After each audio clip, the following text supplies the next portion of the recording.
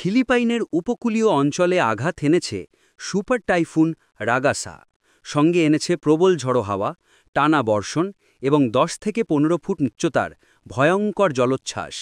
মুহূর্তেই প্লাবিত হয়েছে বিস্তীর্ণ জনপদ, বিধ্বস্ত হয়েছে ঘরবাড়ি ও অবকাঠামো, বিপর্যস্ত হয়ে পড়েছে লাখো মানুষের জীবনযাত্রা।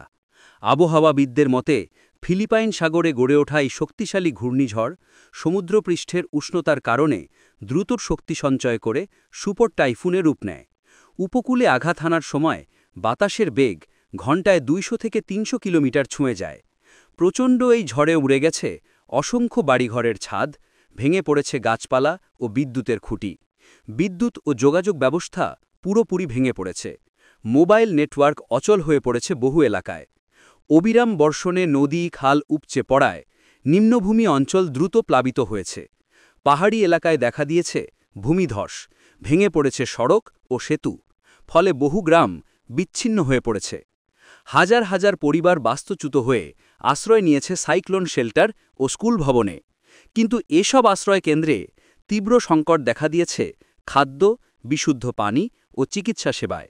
সবচেয়ে ভয়াবহ ছিল জলোচ্ছ্বাস।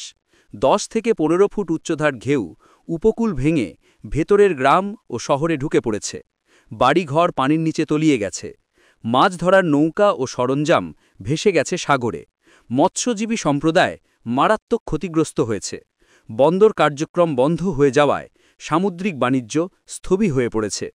কৃষিক্ষেত্রের বিপুল ফসল পানিতে তলিয়ে গেছে, যার ফলে অর্থনৈতিক ক্ষতি দাঁড়াতে পারে কয়েকশো কোটি ডলারে। দুর্গত মানুষের দুর্দশা সীমাহীন। অনেক পরিবার হারিয়েছে তাদের ঘরবাড়ি, কেউ বিচ্ছিন্ন হয়ে পড়েছে আপনজন থেকে। শিশু, বৃদ্ধ ও অসুস্থদের জন্য পরিস্থিতি আরও ভয়ানক হয়ে উঠেছে। বিশুদ্ধ পানির অভাবে রোগ বিস্তার আশঙ্কা দেখা দিয়েছে। সরকার ইতোমধ্যেই জরুরি অবস্থা ঘোষণা করেছে। সেনা, নৌ ও বিমান বাহিনীকে নামানো হয়েছে উদ্ধার ও ত্রাণ কার্যক্রমে। হেলিকপ্টার ব্যবহার করে দুর্গত এলাকায় পাঠানো হচ্ছে খাদ্য ও ওষুধ। স্থানীয় স্বেচ্ছাসেবীরা নৌকা ব্যবহার করে পানিবন্দী মানুষকে উদ্ধার করছে। আন্তর্জাতিক সংস্থায় রেড ক্রস, ইউনিসেফ সহ বিভিন্ন সংগঠন ইতোমধ্যেই ত্রাণ কার্যক্রম শুরু করেছে। বিভিন্ন দেশ থেকেও পাঠানো হচ্ছে জরুরি সহায়তা। বিশেষজ্ঞরা বলছেন, রাগাসার ভয়াবহতা আবারও প্রমাণ করেছে জলবায়ু পরিবর্তনের প্রভাব। সমুদ্রের তাপমাত্রা বৃদ্ধি ঘূর্ণিঝড়কে আরও শক্তিশালী করে তুলছে। এই ধরনের দুর্যোগ মোকাবিলায় দীর্ঘমেয়াদী পরিকল্পনা জরুরি। শক্তিশালী বাঁধ, সাইক্লোন শেল্টার, আগাম সতর্কবার্তা ব্যবস্থা উন্নত করার পাশাপাশি স্থানীয় জনগণকে আরও সচেতন করতে হবে। বর্তমানে ফিলিপাইনের হাজার হাজার মানুষ আশ্রয়হীন। উদ্ধার কাজ অব্যাহত থাকলেও অনেক এলাকায় এখনও বিচ্ছিন্ন অবস্থায় রয়েছে। ক্ষতিগ্রস্ত অবকাঠামো পুনর্গঠন ও স্বাভাবিক জীবন ফিরিয়ে আনতে সময় লাগবে দীর্ঘ, তবে মানবিক সহায়তা অব্যাহত রয়েছে। সুপার টাইফুন রাগাসা দেখিয়ে দিল কিভাবে কয়েক ঘণ্টার মধ্যে একটি জনপদ ধ্বংসস্তূপে পরিণত হতে পারে।